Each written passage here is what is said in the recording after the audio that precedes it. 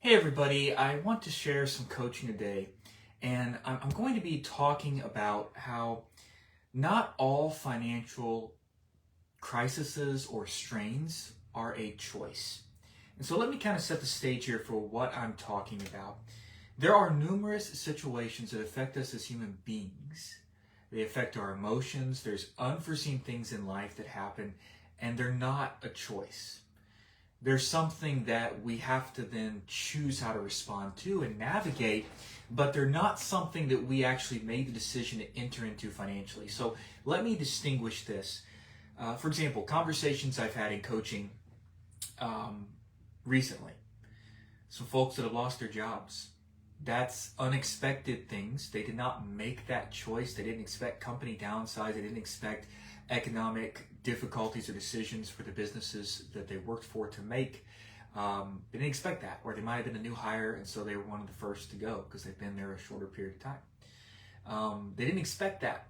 Now, what can they do? They can make choices in terms of how they go about that job process and choices on their emotional resiliency and staying healthy in the job search and how they're going about that.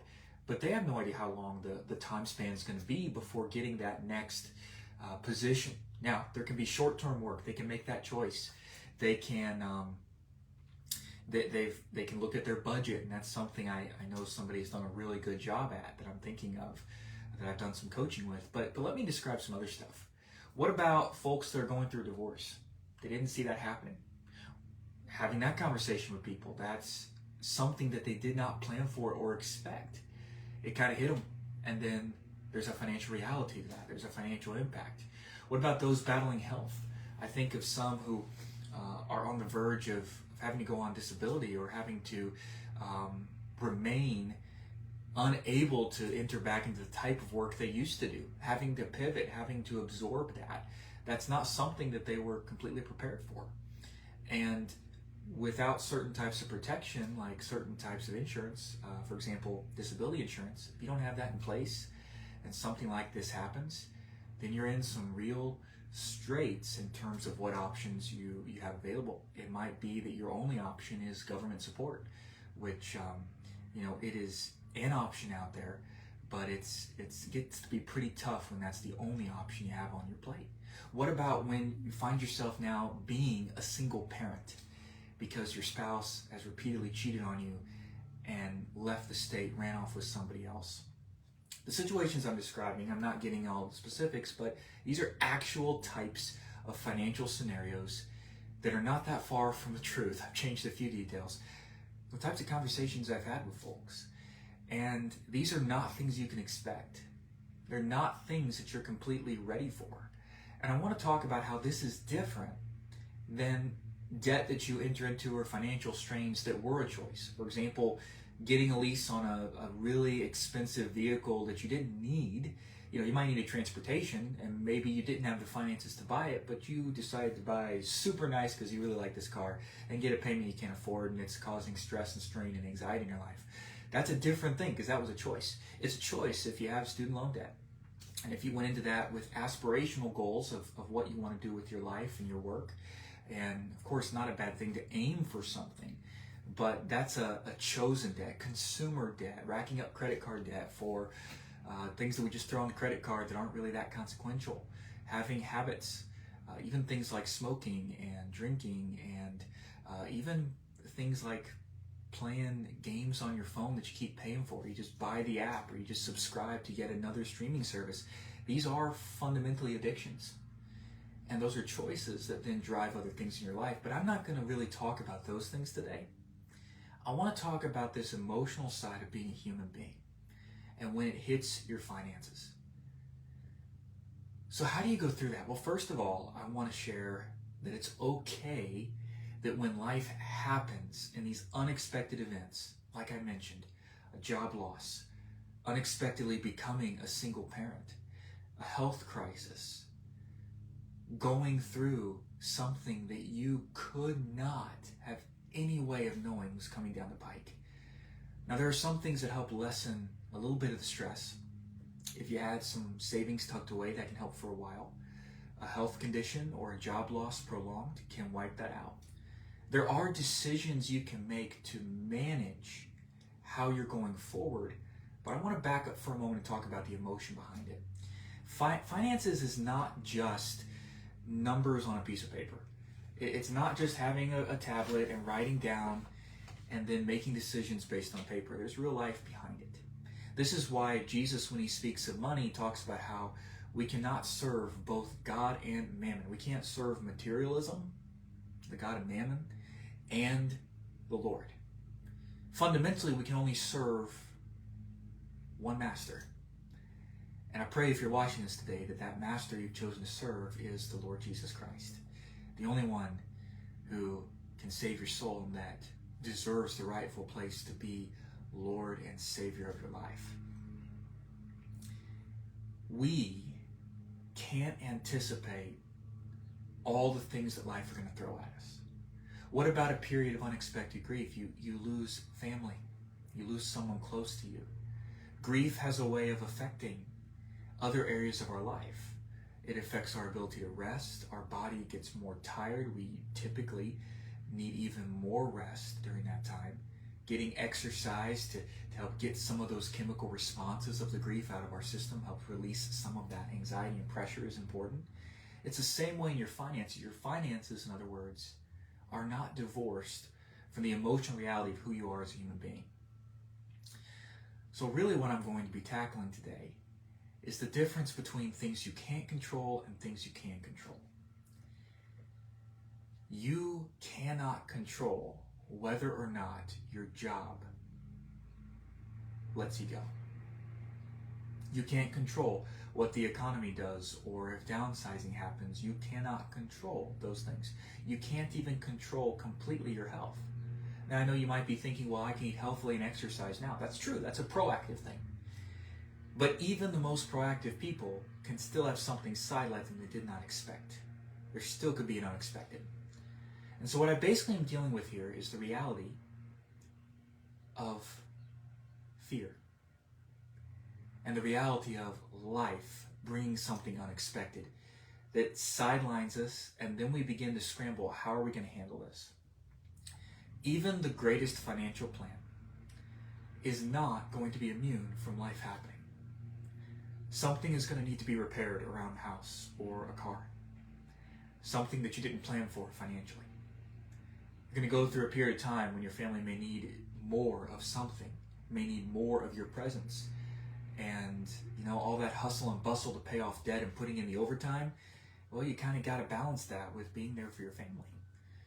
There are things in life that are not as straightforward as simply, okay, I need more money to solve this problem or to solve this debt or this financial gap.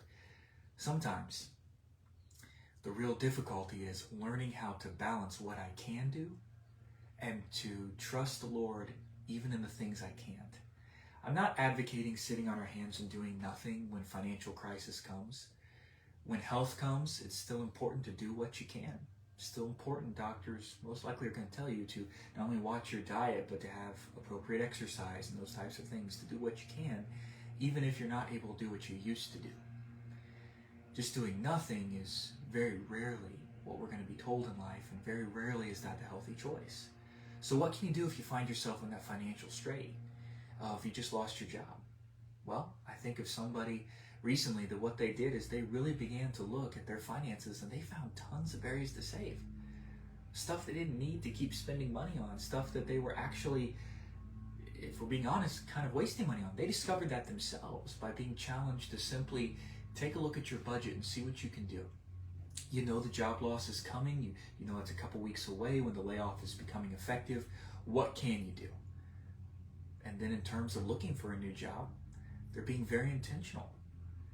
They could not foresee this happening, but they were prepared for certain things, and they were able to further prepare themselves for what is next, and even perhaps some habit tweaks of, hey, maybe I was overspending in these areas, maybe I wasn't getting in debt, but I was really having kind of this spending mentality, and it was complicating my life and adding stresses. And during this time of searching for my next job, I'm going to kind of bring some alignment and simplify some stuff. And you know what? I might actually make some lasting changes that are for the long-term effectiveness. If it's because of health, what can you do to continue to work healthily, but also your physical health? I'm talking about that type of a thing. But what about your mental health? What about your spiritual health? How are you going to process when those anxieties come? How are you going to process when the financial straits come? Is there something you could do to be proactive? Like the story I mentioned of someone that had lost their career, and this is a real story recently, and yet they found a lot of ways in which they've cut out other things, and it's also been a spiritually very good time for them because the Lord has been working in the midst of that, and they've been seeking Him. How can you seek the Lord in the midst of a health crisis? How can you come to Him in a particular and special way in the midst of carrying grief and disappointment and unexpected whammy if you didn't see this health thing coming? How can you also understand the fact that you're human and you need to take a minute to breathe and to take a short walk and to blow off that steam, to put in a movie for the evening and to be able to let your brain kind of shut off and just sit with what's going on, and to kind of unplug from all the other distractions that are coming at you, increasing and building that anxiety level. How can you manage? You might not be able to completely control things, but how can you manage? I think of someone who, and I'll kind of merge several situations in this example together, but I think of someone who they're in a situation where their marriage is ended, and now they find themselves a single parent, or they lost a spouse, and they now find themselves caring for their children on their own. They can't go back and change whether or not they had insurance in place, life insurance. They can't go back and change having had more saved. What they have to do today is choose, how do I take care of my family? It might be as simple a step, and this might seem simple, but it can make a huge difference. Going to grocery shop with a shopping list. I think of someone who was in a situation similar to that. They had never really done a lot of those things, and now they're doing all of them because they don't have another spouse in the picture. And simply having a list and having planned out the meals for the week and the types of things that they want to prepare, and it fits within their schedule now of working and taking care of their family completely by themselves. It made a big difference. It also saved some money, which was a little bit of a relief in a tight budget. What can you do to manage? What step can you make? Celebrate that micro step. It's a huge win, and it also helps you feel a whole lot more in control and helps you feel less stress to have a plan of, okay, these are the types of things my family's going to eat, and I have a list, and I'm going to go get these things, and when the cupboards are full, it's a much different emotional feeling as a human being than when the cupboards are empty. And when you got kids in the house, the finances may be tight, and there might not be a lot of margin, but to take that one step, and then to go a step further and to look at a budget. Wow, I had this coming out and this coming out, automatic subscriptions being charged to my debit or my credit card, and I can cancel some things and there's some margin. And hey, I can then actually begin to save a little bit and begin to put that savings away, and there's a little bit of breathing room. And this is how we manage and how we walk through situations we did not expect. What can I do to come to the Lord with those anxieties and those cares? What can I do to be wise and to take an action step? Something small. It's really not something massively changing. It's not like I'm going out and getting a massive raise if I'm in the situation I just expressed. It's how can I manage what I have more effectively? How can I look at, is there something coming out I completely forgot about, some automatic subscription I had subscribed to? Going into a grocery store with a plan. You probably have heard the old adage, don't go in hungry to a grocery store. You tend to buy more and just kind of look at what looks like it's going to taste good. But when you have a plan, it changes things. And you can go a step further if you want with this. Begin to clip coupons. begin to shop at a store that might have some type of rewards app and racks up points to give you additional money off, or gives you additional deals for using it. I think of, for example, something that I have found. There's a grocery store that I've begun to do a lot of our shopping at. We've begun to go there a lot more because not only is it close, but it has an app where we can clip the ad, and we can sometimes save 50 cents or $1 on an item just because we had that. You go in the app, you clip the ad deal, and then it racks up all the different digital coupons to your account, and you go and you just punch in your account number when you're checking out at the store, and it applies all of that. And it consistently has saved us almost 30%. In addition to getting us buy one, get one free, and that type of a deal that this store runs as well.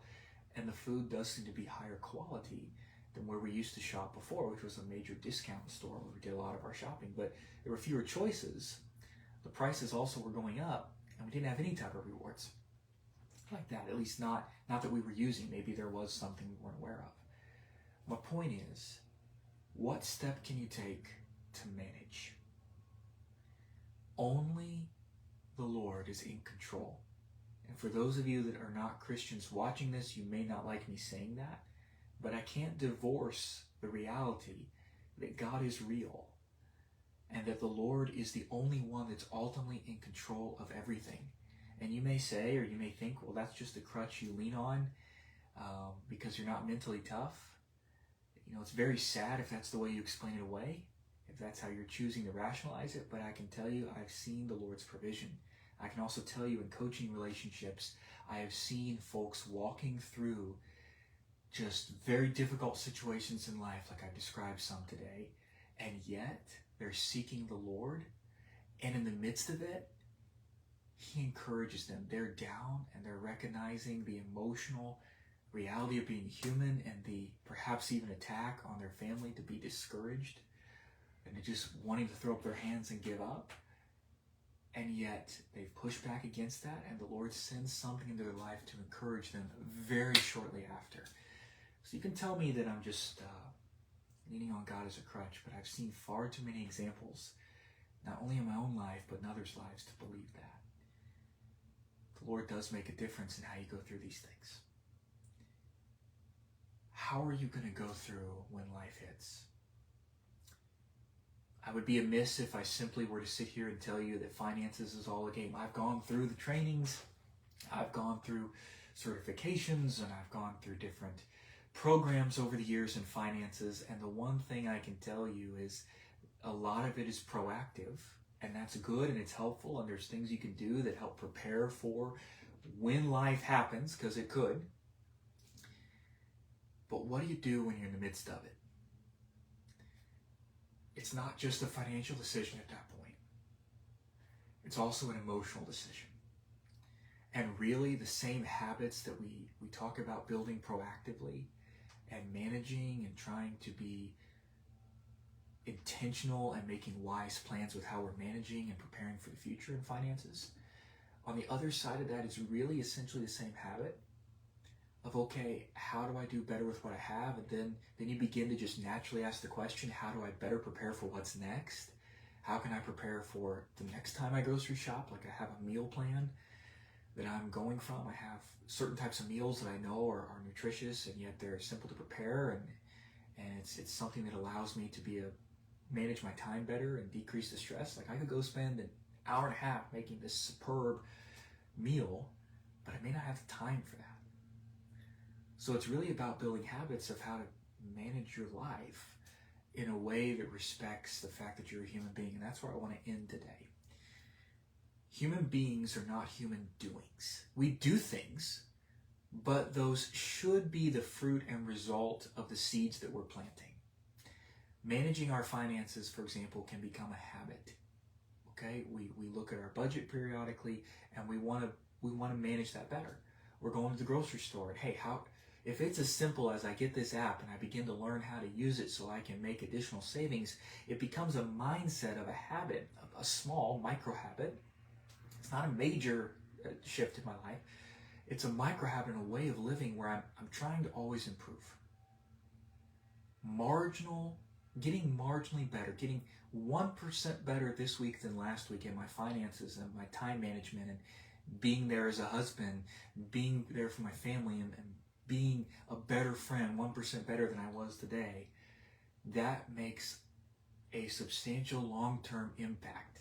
It's adopting a growth mindset, to say it this way, rather than a survival mindset. And when we're in the midst of life happening, it can feel like we're just surviving, but I want to encourage you, in the midst of those times, they can be incredible times of growth.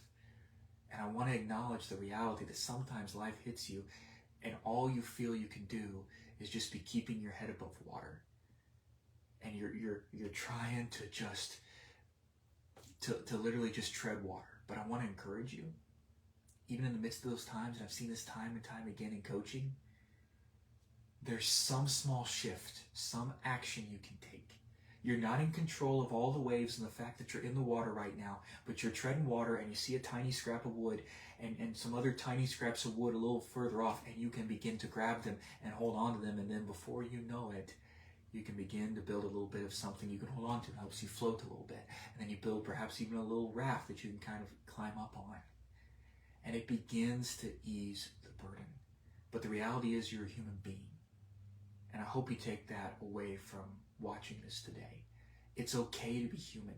It's okay to have a limit in terms of your bandwidth and what you can do. You can't be Superman or Superwoman as much as you might think you can. You will hit a wall. You're a human being. You're flesh and blood. You're not a machine. If you're living as a machine and a human doing, you're going to catch up with it at some point.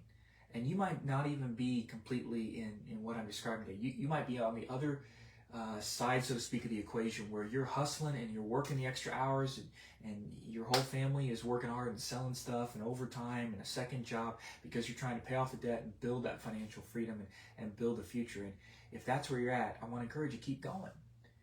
But also realize something could come up in life, and if it does, you might have to pivot your plan, or you might have to pause it. And you might say, well, nothing's going to make me pause. I'm gonna fake it till I make it. I'm going to keep pushing, no pain, no gain. Well, what if a health crisis happens to your family? You would be very foolish to continue to push 110% in the midst of something like that. That's what I'm saying. The reality of being human. I'm not saying don't push for goals. I'm not saying don't push yourself. I'm saying there are times, though, where we have to be willing to pull back and get some fresh perspective. And this is where having wise counsel and friends and having the support of a local church, having family, all of these things are incredible assets. And they're what you're going to need the most when these unplanned things in life happen. You need the Lord. And there is the old adage that we tend to depend on the Lord more when life's not going well than when life is going well. That tends to be true. We kind of become self-sufficient or even self-centered, selfish. For those of you watching that are not in the camp I'm describing today, you're not going through the straits. You're not discouraged. You're not fighting every battle of making it paycheck to paycheck. You're living with margin, you're living with some freedom, and you've gone through perhaps those battles, or you've made cumulative choices that, by God's grace, you've not gone through something like that yet. Well, what I want to encourage you particularly for, if that's you, is to have compassion on those who are in difficulty. Have compassion on those who are dealing with a lot of things in life. And then I'm going to challenge you. Based on the parable of the Good Samaritan, what can you do to make a difference? Our pastor was talking about that on Sunday, and he was talking about work, actually, was the overall subject matter. We were having a couple weeks on missions. They talked about international missions the previous week, and then this past Sunday they talked really about local missions and how we're all representatives of Christ in our work. And he made a point that is not probably something you've ever heard about the parable of the Good Samaritan. But it was something that really made me pause and think. And so this is the challenge I want to leave, and then I will say adieu from this little coaching video today. He made the point that in the parable of the Good Samaritan, you see the two religious folks, the priest and the Levite. They walk by they walk by the gentleman that had been beaten, and he couldn't move. He's injured. He's wounded. And they walk by because they're all concerned with all the things they have to do for the church and to take care of all the people in the church. They're not thinking of people outside of their circle. And then he talked about how the Good Samaritan, of course, came by, and the Good Samaritan did care for this man. He had the resources in that, but I want you to look deeper. Our pastor began to talk about, well, what about the fact he pours the wine and these oils on the wounds of the man? Who was the person that made the wine and made the oils? Who was the person that discovered, scientifically that this is a medicine that could be used? Who then had the skill and had been trained in how to apply them medicinally, how to take care of someone and care as a nurse, as a physician? Who had the inn that the man goes to stay at? Who built that building? Who then is running and managing the inn, running the hotel, if you will? Who is changing the linens there? Who made the coin that the Good Samaritan gives to the innkeeper when he has to continue on for work and says, I'll pay you whatever is owed more when I get back. Continue to take care of his needs. This is much more than just a handout in the story. This is much more than providing the medical care and then that's it. There's a bunch of work behind the scenes. And so I want to challenge you with this. It's Monday. But in a very serious sense, thank God it's Monday. You get to go be part, whatever work you are doing, of making a difference in somebody's life. If you are in a factory making shingles, I think of a friend of mine that's the work that he does. Those shingles go on to be put on buildings and houses, schools, churches, hospitals. You have no idea where the products can be going. You might think that you're not doing spiritual work or meaningful work. Every bit of work is meaningful. You may really be struggling right now to put food on the table, and you may not be doing the type of work that you used to be doing, and you're discouraged because you don't feel like you're doing what you should be with your life. Everything we are doing can make a difference. Even selling things that you are getting rid of to generate cash, to pay bills, you're having a garage sale, you can be giving something, selling something to someone that actually makes a difference. It could be a picture they put on the wall that brings them some joy during the day. It could be an old piece of furniture you don't need anymore, but is actually going to meet a need in their life. It's going to be a side table that they can put their cup on as they sit down after a long day, and they can take a drink of their water, and they can just have that sitting beside their bed. You may not be thinking about all the big things. You're like, well, that's not earth-shattering. You know what? It's not earth-shattering, perhaps. But what if you had no furniture? What if you were simply sitting on a carpeted floor? What if you had no table to set your drink on? And your cup's on the ground, you get up to walk and you knock it over. And then you're frustrated and have to clean it up. These are practical things that may seem like I'm kind of being a little facetious or even sarcastic there, but seriously, the work you are doing, and even if you're retired, the conversations you're having, the chores you're doing around the house, the family members that you are caring for and checking in on, the ways you volunteer in your community, perhaps the part-time job or the hobbies that you have, those things do have an impact. It's very rarely that things that we do are completely in isolation. If you are someone who loves crafting, I would almost be willing to bet you probably share the crafts that you create with other people. They're meaningful gifts, or there's something you give to care for other people. I think of some old ladies that I know that years ago, and they still do this, they gathered together, they loved to do crafts, and they turned it into a ministry. They made little angels, and they made little pillows, and they made little lap blankets that people could have when they were in the ICU and in surgeries, or being visited by a pastor. They made this little doily thing that you could put on an IV, and if someone's laying there, talk about a time where there's not a lot you can control if you're literally laying there fighting for your life, and yet to have a simple reminder. You have no idea what type of impact something small can have. So today, whatever situation you're in, whether you are struggling to keep your head above the water and you're treading water, whether you're in times of abundance, whether you are listening to this today and you entered it arrogant or despondent, you can make a difference in somebody else's life. You can encourage your child. You can encourage a stranger. You can be a light in a dark world. And yes, you can make a difference. So it's Monday. Let this be a motivation. Let this be a reminder. It's okay to be human, and it's okay to help other humans. We go through stuff. Let's show some care today. God bless.